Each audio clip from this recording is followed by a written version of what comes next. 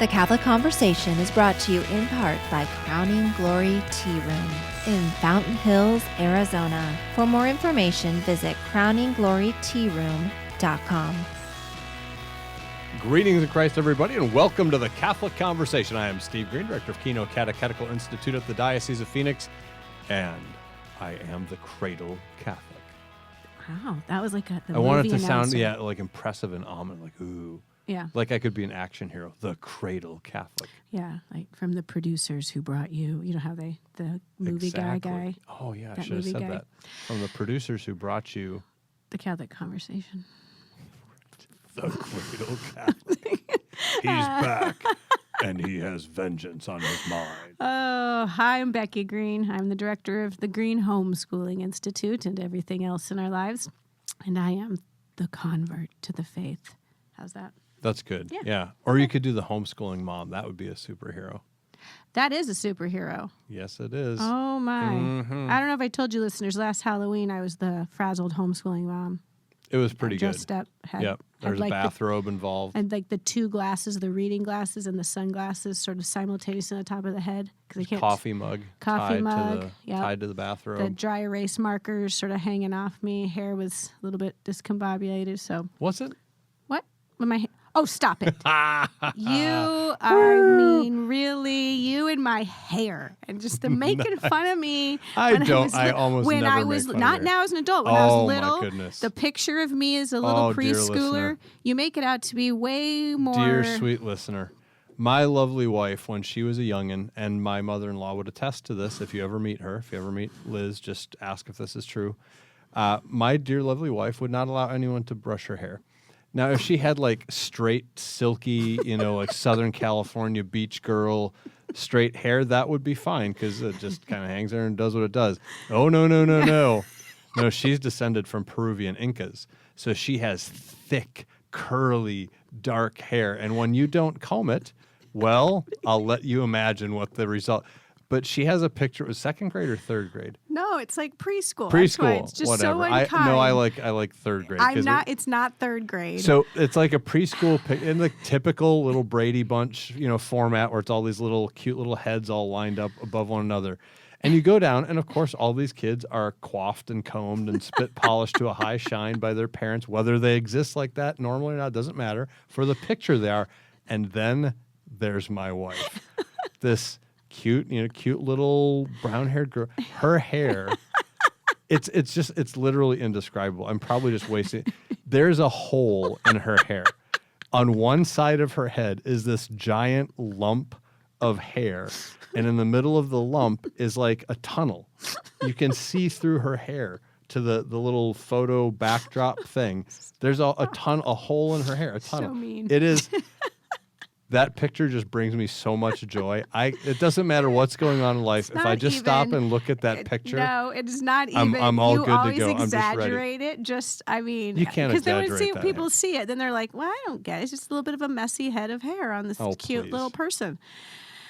Anyways, I don't know how we got into the hair thing. Oh, the about frazzled the homeschool. one- yeah. I am a superhero. I homeschool my children. I'm married to this guy.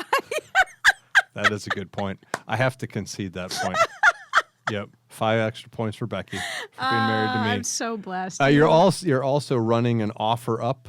Little, some people have Pinterest shops and Etsy shops. Yep. You're running an offer up shop. Well, by offer up shop, I mean I have some things posted on Right, offer up. there's a bunch of junk we're trying to get rid of. Get rid of. Yeah, that's what I meant. We've been blessed. We were very blessed to come upon friends of ours had a friend Who had a neighbor. who had two neighbors who That's had right. moved out and left a bunch of their nice furniture, and they were going to just throw it away. So they said, Really nice furniture. yeah, so they just said, hey, do you know anybody? And this family was like, I know so many people, so many families with large number of kids. And so we were able to go over there and got ourselves a couch and a recliner. Thanks to Andy and Veronica. Yep. And Aaron and David Charles. Yeah, Yeah. who We kinda are now the pointed us- proud new owners of a couch which is so stinking nice. Not even in my wildest dreams. It's like leather sectional with like We would power never. recliner. We couldn't It's even get it. crazy. We would never be able to buy No, it no, used, no, Stephen. no. It's incredible. Anyway, so blessings, of course, on how that all worked out. But then, of course, as you're trying to then, well, what are we going to do with this, and what are we going to do with that, and we got to get the. And so some things we do just give Right. away, and other things you're like, well, I'm gonna throw this up. And so we Just had real quick, it just occurred to me, if any of our listeners have like a really nice used pickup truck that they also want to give us for free, then I'll just put our sad little Eeyore-ish 2006 Kia Sedona minivan that is in up hospice. on offer up. Yeah, Yeah, we Now, are. praise God, he's still limping Hanging along. around, But yeah, anyway, we're very good. definitely going to On be we in go. need of replacing. But all that to say, every now and again we throw something up there, and there's some bites on stuff. So I had put up a bike that I had tried to get repaired, and then there was another one in there that really was not doing well at all, and it was essentially like $3, $5, something like, just come and take it, because I don't want to just drop it off at Goodwill. I would like somebody to actually come, and if they can fix it and they can resell it for themselves, or they can use it for a kid, and I don't have that ability, then that would be better, because then it just feels like a little bit more of that community, subsidiarity, solidarity piece, right? So I had it up, and a guy named Mario contacted me, and he came out and he was looking at it, and I said, I have another bike that I'm also just trying to unload, that I think I know what's wrong with it. I've already taken it to a bike shop. They were going to charge me $200 to fix it. So I'm looking for somebody who thinks they can fix it themselves, and they can go ahead and take it, and win-win kind of thing. And this guy comes and says, well, I'm interested in this bike, the one that's $5, because I'm going to take it down to Mexico. I give it to a family down there because they put us up, and they, feed us, and they won't let me give them any money, but I just like to bring them clothes and things like that. And I thought, oh, you got to be kidding me. Like, this is just awesome. So he'd already handed me the $5, and he's going to go and put it in his car. But then he looks at the other bike that I told him, like, this is the one that I took to the bike shop. They said me $200. We were trying to, repair it for our son for his birthday. We just wound up finding him another used bike, so I've got it sitting in here. And he then begins trying to fix it. Just right there. Like, he's here to probably $5. I wasn't there for this part. No. I was up in You're the up office, off working. And he's just there, and he begins, do you have a wrench? Do you have, and just, and I at this point, I'm like, well, I'm going to, give you your $5 back for starters. Like, the bike just is yours. out of the goodness of his heart, is trying to repair the other bike that he's not taking. He's not taking. And it for me, then Donovan comes out, and he's like helping, and they're talking to each other, and it was one of those experiences. His name is Mario. It was one of those experiences where I was like, this is the way it's supposed to be. This is human being interacting. He was not angling. He is not trying. He says, don't sell this bike. He's like, you could probably do this and fix this, and you could still use it. And he's like, and he starts fixing the gears. And he's moving it around. He's like, it just needs new wires here, and it just needs this. And don't pay $200 to get. He was just trying to help us get it working. And I was you came out, and I'm just like, there's Mario. You just suddenly like want to invite him to Christmas. I just felt. I think we will. Yeah, I think we probably will. I love those experiences, because at one point he was just a name on an OfferUp. Yep. As an OfferUp customer, right? Now he's our best friend. Now he's the guy that tried to help us get one of our bikes. So of course we gave him the other one. No need for you to pay $5. You just spent a half hour trying to help us fix something that's going to cost me $200. Yeah, it really was lovely. It was just the principle of solidarity of, just try to help someone in need. And I mean, he's doing it on both ends, both trying to help us fix our bike, and then just bringing stuff that he can give to this family in Mexico. It was very cool. Yeah, it was. So speaking of solidarity, that's one of the key principles of Catholic social teaching, Catholic social doctrine. And we're talking today to Father Jeffrey Kirby, who is a returning friend of the program, who has written it's an excellent, all his books are so good. I'm just a big Father Jeffrey Kirby fan. I recommend you pull up his stuff and buy everything he's got up there. But then this newest one is Sanctify Them in Truth, How the Church's Social Doctrine Addresses the Issues of Our Time. And he applies Catholic social teaching in just such a clear and pastoral way, from the heart and mind of the church, just deep with catechism cited throughout. But he goes right at the hot button issues of our time. So we're talking like, abortion and euthanasia and LGBT, and it's so good. And it actually, I'll let him tell you about the genesis of the book and how he came to write it, because that'll give you a sense of who the target audience is, which is you, dear listener, and your loved one. So anyway, he's coming up. So stay right where you are, because we will be right back with Father Jeffrey Kirby here on the Catholic Conversation. We have great news to share. Our friends at the Crowning Glory Tea Room have expanded. The new expansion, which faces Palisades Boulevard, right behind the tea room, is called the Crowning Glory Market.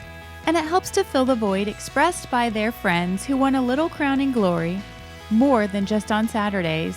For high tea, grab a cup of hot or iced coffee or tea and enjoy a little bite to eat, a sweet or savory French pastry, scone, or baked oatmeal, in a fun and friendly little place dedicated to music, art, literature, and nature. The on-site gift shop will reflect those 4 themes, which are the beauty of this world. Visit crowningglorytearoom.com to make a reservation for high tea and find the summer hours for Crowning Glory Market. Before you make the trip, you might want to give them a call as their summer hours vary. The number is 480-868-4T. That's 480-868-4832. And welcome back to the Catholic Conversation. I am Steve Green, the Cradle Catholic, here with my lovely wife, Becky, the convert, and we are thrilled to be welcoming back friend of the program, Father Jeffrey Kirby. Dear listener, you will remember him fondly, first of all, from the many great books that he has written and that you have bought copious numbers of copies of to distribute among your friends, family, and random pagans you meet on the street, who, of course, are now all in RCIA programs near you and ready to come into the church. But you'll remember Father Jeffrey from a couple of our conversations. We talked about his Manual for Suffering, which was a great book, and he's got a new one out. So today we're talking to him about Sanctify Them in Truth, how the Church's social doctrine addresses the issues of our time. Father Jeffrey Kirby, welcome back to the Catholic Conversation. Thank you. It's good to be back. We were kind of chuckling off air because the last time Father Kirby was on, he had like a legit South Carolina thunderstorm running in the background. And so at a couple different key points in his answers, there's like a flash of lightning and thunder. That's the divine stamp of approval. Exactly. God wants it to be very clear. This is my beloved son. Listen to him. I feel cheated because I have no thunder today. Right. You have to get one of your sound techs to like bang a gong or something every time you make a good point. So yeah, great to have you back. This like all of yours, we're just Father Jeffrey Kirby fans. So he's doing great work. His books are all timely. But the thing that I appreciate most about them, I think, is you really see your pastor's heart in these books. Like, these are clearly books you're writing that you could hand to your parishioners at Our Lady of Grace there in Indian Land, and then they can go out equipped with a new tool in the toolbox to not only understand the faith, but there's always a great practical element too of learn it, understand it, so that I can go share it, so that I can go witness to it, so that I can go defend it, articulate it, which is just that's great. As a a catechetics guy myself, it's just neat to see. This topic, of course, social doctrine of the church. Yeah, again, yes, fairly timely, fairly important. And so just, maybe give us a little bit of the genesis of the project, but talk about the structure of the book, because the way you built out the chapters is really helpful. I thought, this is such a good idea. This is such a good way to do this. Yes. So first of all, thank you for just your comments just in terms of the pastoral approach of the books, because as you mentioned, that's really what I'm going for. The reason why I can write these books is because many of my books flow from my pastoral experience. So they start as a parish program or a homiletic series, and then eventually they find themselves in full written form. And while that's true for all my books, that's especially true of this particular book, because what was happening was I was receiving multiple emails from parishioners saying, Father, could you please address the whole question of immigration? Could you please explain critical race theory and how we approach it as Catholics? Can you explain the difference between the issues of abortion and the issues of like capital punishment? Could you please explain the whole LGBTQ plus movement and how I'm supposed to interact with this whole push in our culture? So I was getting this from parishioners who were experiencing this, at youth sport events on the sidelines, at homeowners association meetings, among their friends, at places of work. And they were reaching out saying, please address these issues. So the book actually started as a homily series in response to these emails. So I just, came up with multiple issues that I was hearing from parishioners. And for about 2 months, we just talked every Sunday, every weekend about one of the next issues and drew from the scriptures and the Catechism of the Catholic Church and began to teach. Well, the response was so overwhelming that the homily series was followed up with an adult formation program. And if you can imagine, for about 2 months having a Wednesday night, adult formation session where we had about 300 to 400 Catholic adults. Wow. Coming. Now, Wow. anyone who knows adult catechesis in the Catholic Church knows that we don't see those numbers. Right. Yeah, you could And sell that secret and retire on your own private island. 300 Exactly. people. Oh my goodness. Even myself, as I was walking up to the church for the first program, I thought, what's going on here? Like, what's happening? Wow. Because I thought something else must have been happening in Sure. the church, because the idea that many people would actually turn out. The hunger for And yet they this. did. And I think in large part because people were interested. Like, Yeah. these are things they're really facing in the midst of their life. They're trying to reconcile their Christian faith with what's going on in our culture. And what's helpful about those sessions was that I presented the material, was able to develop it a little bit more, and there was an opportunity for Q&A, which was helpful because it did mold and shape it, the whole presentation. It allowed me to understand different perspectives or things that needed to be added or clarified in terms of the presentation. So it was those two, the homily series and then the formation program, that eventually led me to say, well, I should put this in written form, because if this is helping my parishioners so much, because again, the response was so favorable and people were just so grateful. I said, well, then there must be other Catholics that this content can help, because I put a lot of work in terms of the adult formation program to really develop these ideas. So that was the genesis of the book. And as I was putting the book together, I said, I don't just want this to be another doctrinal argument. And I don't want someone to take this content and use it in a way that I don't intend, or in a way that as Christians we should intend. So, so the structure of the chapters to that question is, each chapter begins by clarifying Christian virtues or principles from our social doctrine. And I explain in the introduction why I'm doing that, because a lot of times we don't know them. We don't know our virtues. We don't know our principles from social doctrine. Right. And what happens is, if we don't know them, we can start to present or approach our issues of our culture from the perspective of secularism. Yep. So it's just what we picked up from the secular media, or from entertainment, or from popular discourse, and not even realize it. Not even realize that we're speaking more as a secular person rather than a believer. Sure. So the first part of the book is a preparation of each chapter. This preparation, here's a virtue, here's a principle, define them, explain them, give citations from the Catechism of the Catholic Church. And if I could just stress that, I excessively quote and cite the Catechism to show that this is not one priest's opinion. That's right. This is not my thoughts. That no, this is an attempt to present the depth and the richness of the Church's teachings. So the first part of the chapters are that preparation. The second part is the catechesis, and I try to use pastoral stories or situations, try to address popular challenges to things we might hear. And so that middle part, I try to present it as engaging as possible. And then the last part of each chapter is the spiritual work. And I don't want us to forget that. Mm-hmm. That at the end of the day, as St. Paul reminds us, we're not battling flesh and blood. Right. Right. We're not battling our neighbor who believes differently from us, or our neighbor who is following a path of some real moral darkness. They are not our enemies. As St. Paul tells us, our enemies are powers and principalities, Sure. so namely the fallen spirits, who constantly want to work in us, and sometimes we can become willing accomplices to these bad spirits. But the bad spirits are what we want to battle, and so the end of each chapter emphasizes the spiritual work. It gives some prayers, examination of conscience. It just allows us to remember, oh yeah, that's right. The reason why this is so important to me isn't because I want to prove something to my neighbor, I want to win a battle or a fight with my neighbor. The reason why this is important is because I know the abundant life of Jesus Christ. I know the freedom that comes with moral goodness, and I want my neighbor to have that abundance. So it's an act of charity. And by keeping the spiritual focus, it allows us to keep that that focus of charity. As St. Paul would say, speak the truth in love. So those three parts I worked on to make sure that the presentation of our faith in each of these issues was clear, but also emphasized the spirit that we're supposed to have as we engage in conversations with our neighbor about these issues.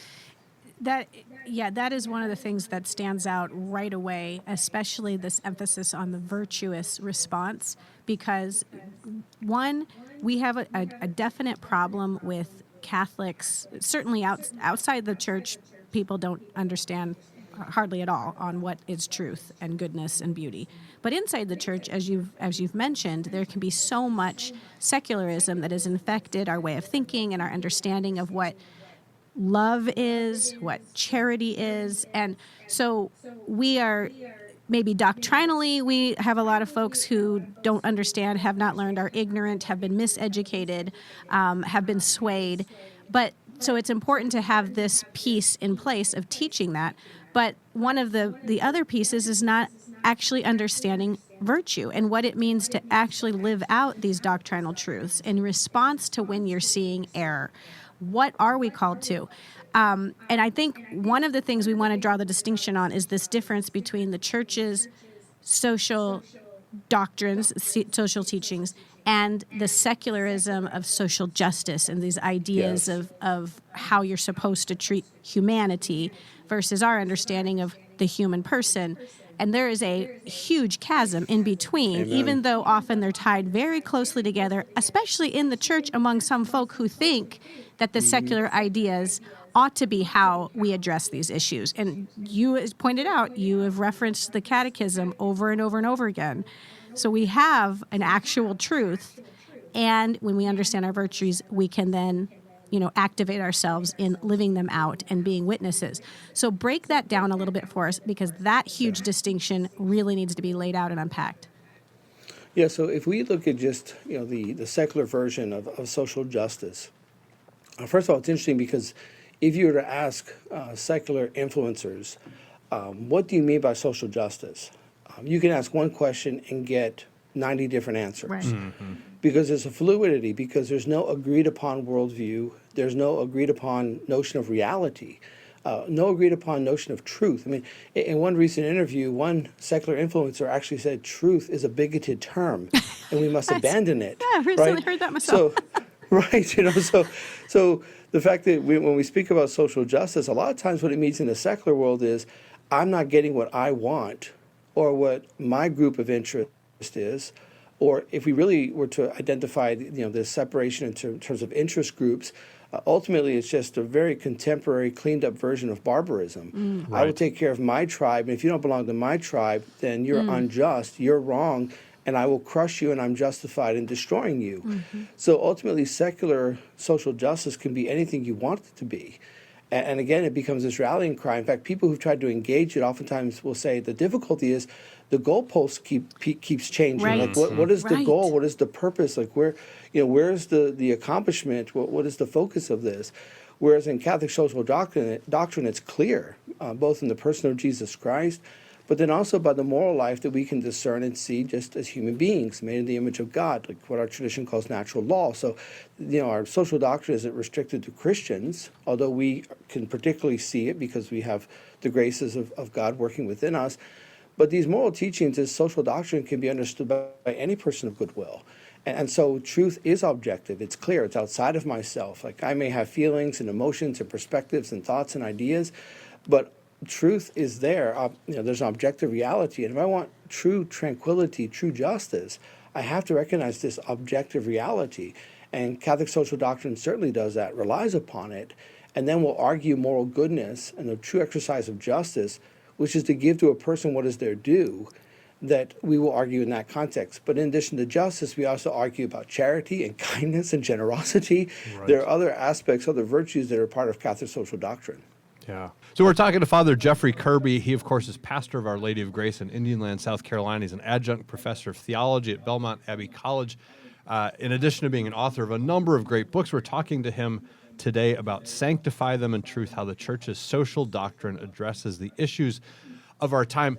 Father Kirby, I was thinking, Pope St. John Paul II, and I would butcher the quote if I tried to quote it, so I'll just kind of paraphrase, because it's a point I know he spoke to specifically a time or two, but it's also a theme that just kind of carried through both his papacy and his catechetical work as a priest, as a bishop, as the Holy Father. He just made the point over and over again that unless and until we work from what he would call an adequate anthropology, we're almost doomed to fail. You cannot build a sane, just, virtuous society, human community, on a deficient or a defective anthropology. And as we know, one of the great challenges around us in our culture, and then I want you to speak to kind of how the authentic Catholic social doctrine can really be an antidote to this. But one of the challenges we see around us in the culture is we live in a culture which is working from a deficient anthropology, a defective anthropology, and increasingly a deceptive anthropology. I call, for my students, I call those the 3 deadly Ds when it comes to anthropology. It can be deficient, it can be defective, it can be deceptive. I think at the moment it's all 3. And then, no surprise, the wheels are coming off in just a number of ways. So what are some of the elements of Catholic social doctrine that provide the kind of adequate anthropology that can really guide real social justice, as opposed to this kind of crazy off-the-rails version we're seeing right now? Yes. So I think some of the things we can receive from Christian anthropology, so this understanding, proper understanding, a holistic understanding of the human person is, first, that we are body and souls, that we have both of these. So we have both bodily needs and desires, as well as spiritual needs and spiritual desires. And both of those together, that complement, is what creates the human person. I also think that within our soul, that we have to understand that we have an intellect and a will, which means as human beings, we don't act by instinct. So simply because I feel something or think something doesn't mean it's necessarily right. So I have an intellect, but I also have a will, which means I can determine what my actions are. Again, I'm not bound by instinct. I think also when we talk about our bodies and souls, we realize that they're fallen. So we were created and they're oriented towards good, but they're fallen. And part of that fallenness means that there are times in which we desire things that are not good, or there are consequences because of the fallenness of creation that we endure. So people are born with diabetes, or we have fetal alcohol syndrome, or for example, with someone who's born with a homosexual attraction, right? There are certain disorders within the fallenness of the world that our nature is not perfect as it is. My thoughts are not perfect as they are. Also, I think that in understanding our bodies and souls, we see that the body has an esteemed dignity and shares in our personhood. It's not an accident. Our culture today hates the human body. It manipulates it, it violates it, it hates the body. As Christians, drawing from our anthropology, we value the body. We see this in our moral teaching. We also see this when we bury our dead, right, which is also becoming very controversial. We have people now who put the ashes of their loved ones on jewelry, yep, or will sprinkle the ashes of their loved ones on doves and release them into the air. So again, we just have this constant battle as Christians to argue for the dignity of the human body.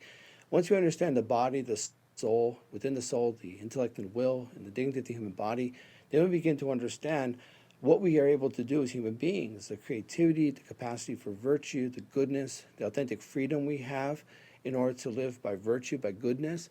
And these are just some of the essential truths we can draw from our anthropology that helps us to understand the mystery of who we are. Drawing from Pope St. John Paul II, he always would indicate that the closer we get to God and the more we adore God, the more we are filled with wonder at ourselves. To realize, as the psalmist says, we are fearfully and wonderfully made. Right? The fact that we are similar to angels, yet similar to animals, and yet our own unique creation is a powerful gift. And understanding that gift and anthropology is helpful to us, again, to understand who we are, but also to address these moral issues. We're going to take a break, and we're going to come back and unpack these specific moral issues that you have so beautifully laid out chapter by chapter. I know you probably could have done 3 volumes on this, but you picked some very important, very, in some cases, hot-button topics to just simply walk us through some of these and unpack them on the other side of the break. So don't go away. We'll be right back here on the Catholic Conversation with our guest, Father Jeffrey Kirby, talking about his book, Sanctify Them In Truth, How the Church's Social Doctrine Addresses the Issues of Our Time.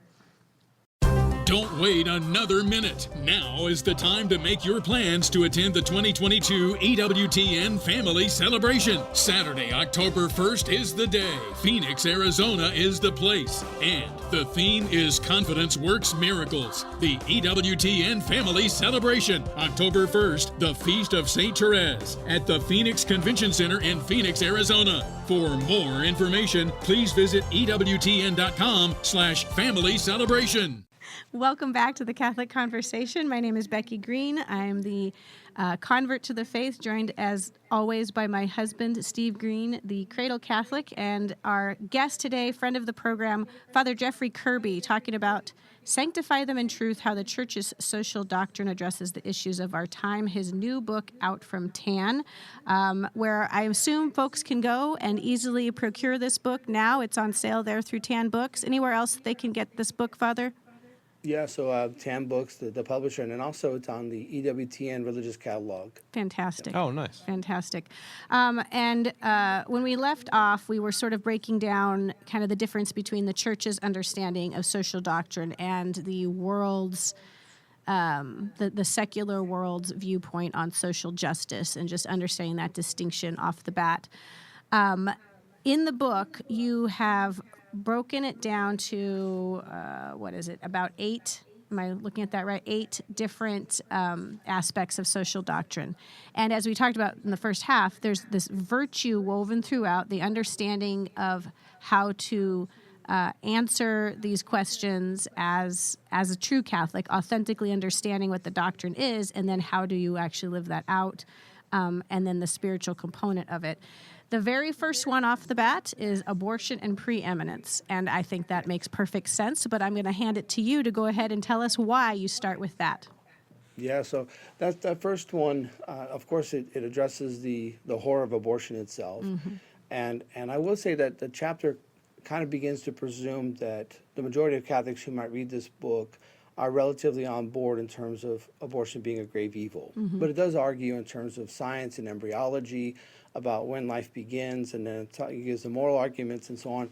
But really the heart of that chapter is moving to how as Catholics do we answer the challenge that says, well, you know, if you are against abortion, then you're just anti-abortion, but you're not really pro-life unless you stand with, you know, efforts against poverty and against war and against capital punishment and so on, and immigration and various things. So how do we respond to that? Mm. And I think it's very important that Catholics have a clear understanding. So in the social doctrine, we speak about life issues or social issues. We speak in terms of a hierarchy of truth. It's an important term we use in our theological tradition, a hierarchy of truth. It means not every moral issue is on the same level, and not all moral issues are the same. So a lot of times there's this effort, historically it was called the seamless garment theory. Mm-hmm. So everything was the same. All the moral issues were the same, and you just try to get the best possible proportion of good as possible. So, you know, if abortion has to be legal and children are being slaughtered, well, hey, at least we got immigration and war and poverty right. So we're doing okay. So in moral theology, we call that proportionalism. It's actually a very wayward and false understanding of moral truth. Again, you can see how it kind of almost weighs things, and it permits certain moral evils because, well, at least, again, we're getting most of them right. So when we begin to speak in moral truth, though, there's a hierarchy. Again, they're not all the same. There's not this equal playing field of sorts. There's a hierarchy of truths. And the highest truths in terms of life are those that we call absolute moral issues.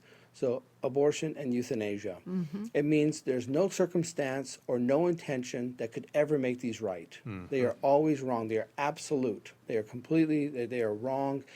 They attack life at its most vulnerable stages. Between abortion and euthanasia, abortion is also called preeminent because it's the most important, the most pressing, because it literally is at the beginning of life. Like if we don't get this right. We're not going to get any of the other moral questions right or life issues right. If we don't get this right, we have no moral credibility. There's no foundation to argue any moral truth on any other life issue if we don't get this right. Yeah. After the absolute issues in terms of abortion and euthanasia, then we have what are called prudential moral issues. And this is so important that Catholics understand this in terms of our tradition, that there are moral issues. Let's take, for example, immigration. where circumstances and intentions do change things. So there can be multiple good approaches to immigration. Two very devout, faithful Catholics can have very different understandings and approaches to public policy and laws, and both of them can be right. So it's an exercise of prudence. And oftentimes, because in a fallen world and we're trying to get it right, oftentimes there are different approaches, there can be adjustments to approach and so on. So these are prudential moral issues. So when someone tries to say, well, an absolute moral issue is equivalent to a prudential moral issue, Right. what they're ultimately arguing is that equal playing field, which is not found in the Gospels. Our Lord is very clear that there are certain more pressing issues than others, and our theological tradition has always held to this distinction, this hierarchy of truth. So this whole first chapter, while it definitely presents the horror of abortion and explains why it's a grave evil, it also is addressing this other question in order to help Catholics understand, how do I argue when a public official who's Catholic says, yeah, I might support abortion, but what about all the Catholics who support capital punishment, Right. or who don't support just immigration theory, policy, and so on? This chapter is meant to give some explanation and clarify how we approach that as Catholics. Right. Yeah, that's so good. It's an interesting reality too, that the way that you alluded to it earlier, the way that there has been, and I think for most people largely unintentional, but maybe a little bit more intentional at some of the upper echelons, but this bleed through of secular social justice, that kind of way of prioritizing things, thinking about things, into Catholic social justice, where sometimes there is a real struggle in the church to distinguish between kind of the secular principles and prioritizing and an authentic Catholic social doctrine based on our adequate anthropology. And also, of course, as Catholics, it has to be rooted and in consonance with the tradition of the church. It can't be, well, we did that for, 2,000 years, but now we've recently just figured out, with the help of our dear secular co-conspirators here, that we were all wet on that stuff, and now we've got it, calibrated correctly. But with that reality in mind, I had an interesting experience. This is now a couple years ago, but my mother-in-law went in and found a Catholic estate planner off of a bulletin, and went in to put together her estate plan. And then Becky and I, as executors, had to sign the paperwork once it was done. So of course I'm reading through the paperwork, and I get to the advanced medical directives, meaning what are the directives in case my mother was incapacitated, et cetera. Oh my goodness. I mean, not it wasn't that it was, that's not quite right. It was Blatant. From the first word of the first sentence, completely over the wall and off the ranch, where Catholic end-of-life teaching. So I actually had this experience. I ended up going and talking to the guy, and we had this whole conversation. I ended up writing up, using the National Catholic Bioethics, Bishop Olmsted's statement on end-of-life issues for Catholics. I kind of compiled my own verbiage for him. And he was very open to it. It was all great. But what that impressed upon me is how profoundly misunderstood. And it's either in some cases it's misunderstood, in some cases it's just plain ignorance. Catholics, and again, he seemed like a really well-meaning guy, and he does this professionally. He had no clue. Yep. He was blown away by everything. I showed him Bishop Holmes. I said, "Well, I had no idea." What in your experience are some of the most common misconceptions? But you have a chapter in there on end of life, Yes. so like nutrition, Yes. hydration, etc. So to just tie those two together, what are some of the really common misconceptions or blind spots for most Catholics about Catholic social doctrine? And then take an aim at that end of life one, because I think that's going to be an Yes. eye opener for a lot of people. Yes, and to your point, Steve, what I did was, when I was drawing, in terms of topics for the book, of course I had multiple topics from the adult formation program, and then I tried to find the most pressing. So the ones that were chosen for the book were the most pressing. And to your point, there's a chapter on nutrition, hydration. Now, there can be a whole book on end-of-life care. Right. I actually wrote one called "We Are the Lord's." It's kind of more of a Q&A, kind of a quick reference on multiple areas of end-of-life care. But of all the issues that we find in this area, the one that is pressing, the real battlefield, is nutrition hydration, which means oftentimes secularism and oftentimes either well-intentioned but uninformed healthcare workers will approach, and hospice workers in particular, and say, well, your loved one's dying, so we need to suspend nutrition hydration, so we need to stop giving them food and water, right? Oftentimes in that case, it might be artificially administered. Well, as Catholics, we don't do that because we don't consider food and water to be medical care. That's actually considered basic human care, right? So I'm still obliged to give drink to someone who's thirsty and food to one who is hungry. So the rule of thumb for us as Catholics is, as long as our body can assimilate the food and our body can receive the water, then it must be given, even if the person's dying. So we do not allow the person to starve to death or to die of dehydration, that the person should die from their illness or whatever disease or whatever is causing the body harm, that the food and water must be given. And that's kind of the rule of thumb is, can the body assimilate and receive this? And if the body can, then it must be given. And that is very controversial in the healthcare community. Most families get massive pushback, threats from hospice workers and so on, but that's one area in this whole battleground of end-of-life care. And ultimately, the battle we're facing there is really euthanasia and a desensitizing of a community, of a country, of our culture, to eventually just allow euthanasia to be a more standard thing. And where it's not found legally, we see these other efforts that are kind of just deconstructing all these different areas in terms of human dignity and human care. We're talking with Father Jeffrey Kirby, author of Sanctify Them in Truth, How the Church's Social Doctrine Addresses the Issues of Our Time. I think this is one of the most common sense realities, and yet that's why it can be so frustrating to know that this preeminence, this idea of life being the most crucial, the most critical, that you can't speak of any other moral truth unless you have this umbrella life, respect, and the dignity and all of that in place. And for that to be lost on folks so much is always, to me, a sign that there is the enemy working under all of this, that this is not just about confusion and personal experience or having a dog in the fight, to use Steve's terms about how when someone seems very personally connected to defending abortion or very personally connected to defending LGBTQ, I can't even never get the alphabet right, but just all the letters. The idea that these can have a relative consideration based on the situation. That comes from the evil one because he loves to have this distortion of truth with chaos. It's not always so black and white, and so it confuses people. But it is black. The truth itself is black and white. And once you have that understanding that life is permanent, then you have this better idea of how to address all of the other issues that fall under it, because you can always check against whether or not you have the appropriate understanding of the dignity of life and upholding it and the sanctity of life. And it has infected our church for sure. It has really infected our church because we're always taught that you're supposed to love and have compassion. And if we lose sight of the truth and speaking the truth to someone and wanting the best for someone, we then forget that it isn't loving to not provide truth and to not give truth and speak truth. Yes.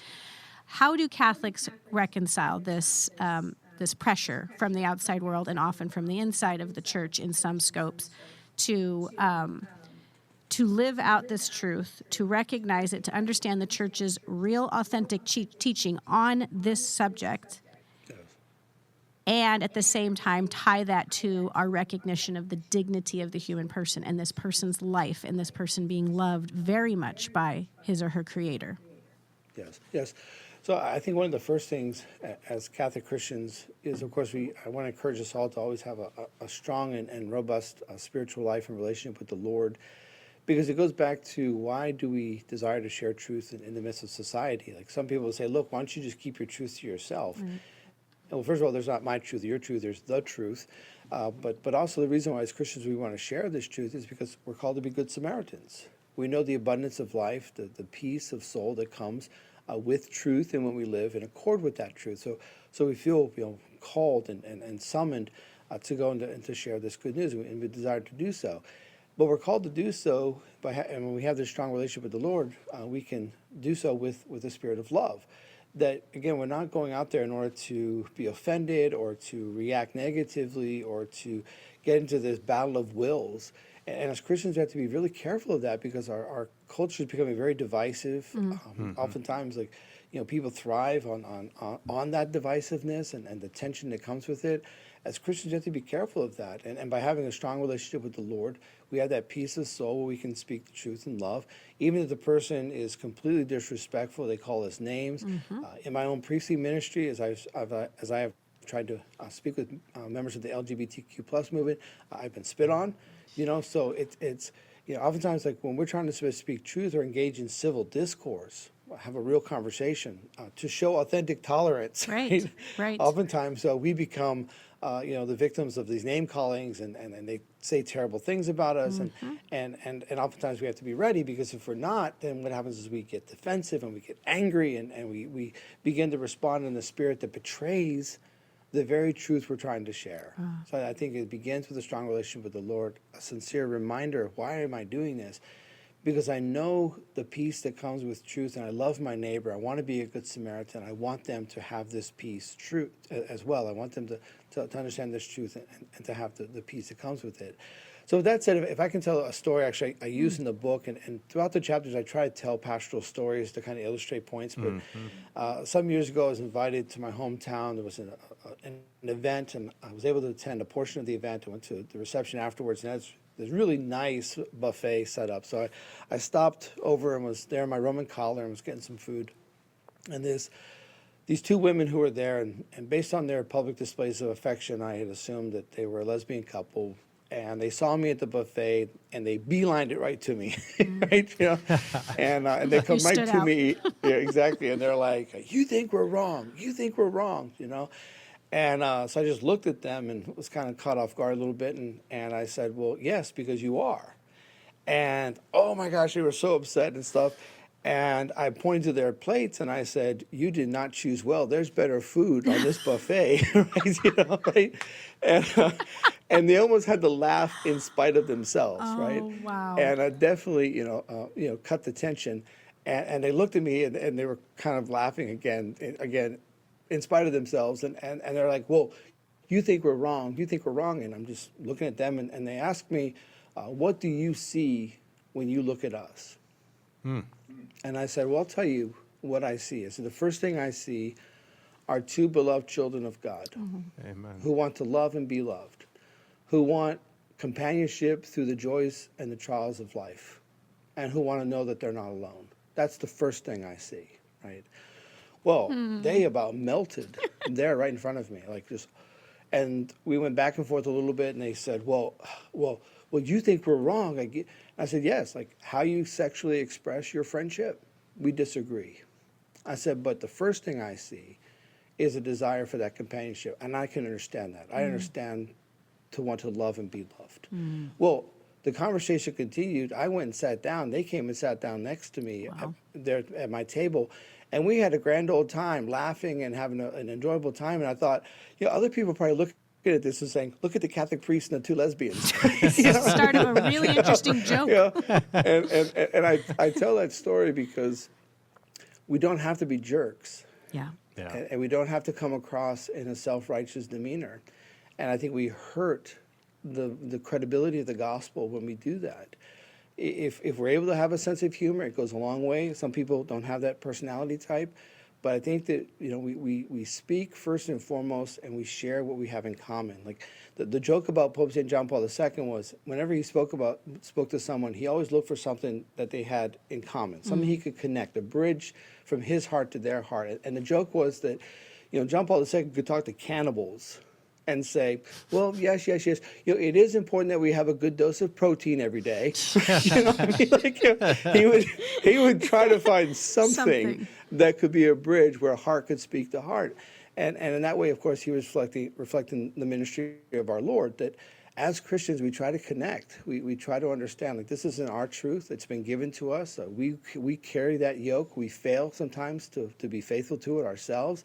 We do our best, and that with humility and love, we try to share the moral truths that have been given to us. and that resonate with every human heart. So I think with the LGBTQ plus, like we speak the truth. Oftentimes my experience has been the leadership can be vile and grossly intolerant. But there is a middle portion of that movement of men and women who are broken, bruised, neglected, who very much feel spiritually and emotionally lost. And that's the group that we endure the reaction of the leadership in order to speak to that group. Yeah. And oftentimes, with these two lesbian women, I suspect that they're probably from that middle group. They really didn't have an axe to grind. They were repeating something that had been told to them. Yep. Christians hate you. They judge you. They want to hurt you. And I think by just showing humility as best I could and speaking love, immediately that was gone. And so, wait a minute, this is not what I was told.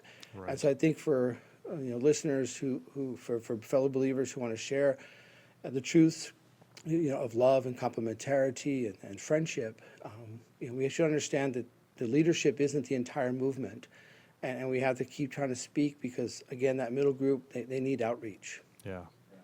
So let's talk a little bit about then here the whole LGBTQ and the real push to affirm these lifestyle choices and these behaviors and these thoughts and these feelings. Gosh, that's so good.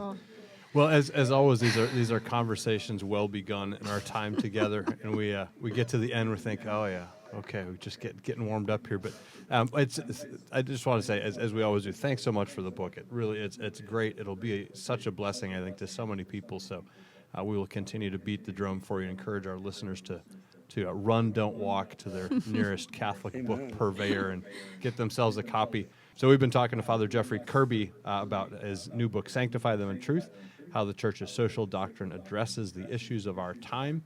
I just want to say thanks again for being on the show, and we'll look forward to catching up with you down the road, too. Sounds like you got some other projects in mind as well. Yes, thank you. It's always good being with you both. Thanks. God bless. For you, dear listeners, stay right where you are, because we will be right back here on The Catholic Conversation. Becoming a member owner with Notre Dame Federal Credit Union is choosing a partner that supports both your community and your Catholic values. Notre Dame FCU knows you are counting on them to help you through these tough times. With nearly 80 years of experience, you can be sure to bank on them. Access your money anytime, day or night, through their mobile app and nationwide shared branching network. You already share in their values. Why not share in the benefits? Join today at NotreDameFCU.com/Arizona. Insured by NCUA. And welcome back to The Catholic Conversation, everyone. I am Steve Green, the director of Keno Catechetical Institute at the Diocese of Phoenix. I'm a cradle Catholic. Here's my lovely wife, Becky, the convert. It is always good to talk to Father Jeffrey Kirby. Mm-hmm. Good stuff. Yeah, I really just love the whole idea of weaving virtue, real authentic virtue, through each of these. It's fortitude is what it takes. I think it's brought up in there somewhere about fortitude, right? You can't compromise. We have to have courage, but have to have courage to be both doctrinally sound and speak it and live it. Yep. And at the same time, figure out a way to be loving and respectful while never compromising. That takes a certain kind of fortitude and finesse and prudence, all of those things. Yeah, well, I love the setup where each chapter has two principles from Catholic social teaching and a virtue, and then he shows how those specifically apply to this issue. So through the issue of LGBTQ, these are two principles of Catholic social doctrine that apply to this issue. Here's a virtue. That's super great. It's super helpful. And of course, like you said, the reason that he writes these, this of course comes out of these requests from parishioners, is he's trying to help Catholics be prepared to go and be witnesses, to go and be evangelists, to go and bring our faith back into conversation with culture. And that's not necessarily that, it's going to be someone who's reading the book is going to, be the President of the United States. It would be super helpful if someone could get him a copy of this, for goodness sake. But just for normal, everyday Catholics to begin engaging the culture from the heart and mind of the Church and trying to create, which is the Church's goal, a sane, just, and virtuous society that people can flourish in and find faith and virtue in, and then go to heaven. So that's the whole point. It's a great book. Anyway, so yeah, go and grab a couple copies, give them to people that you care about, and thanks as always for being part of the Catholic conversation. Next week. Yeah, speaking of giving books out to folks that could really another one. read 'em. Yes. Yeah. Here's another one. Here's another one that folks that are a little Next week nutso we're going to be need read. talking to Dr. John Grabowski. He is a moral theology and ethics professor at Catholic University of America. He has an excellent new book out entitled Unraveling Gender: The Battle Over Sexual Difference. Yes, it is every bit as good and timely and as important as it sounds. So make sure you tune in. In the meantime, subscribe to the podcast, and thanks as always for being part of the Catholic conversation. Remember, the church has what the world needs, so learn your faith, live your faith, and share your faith.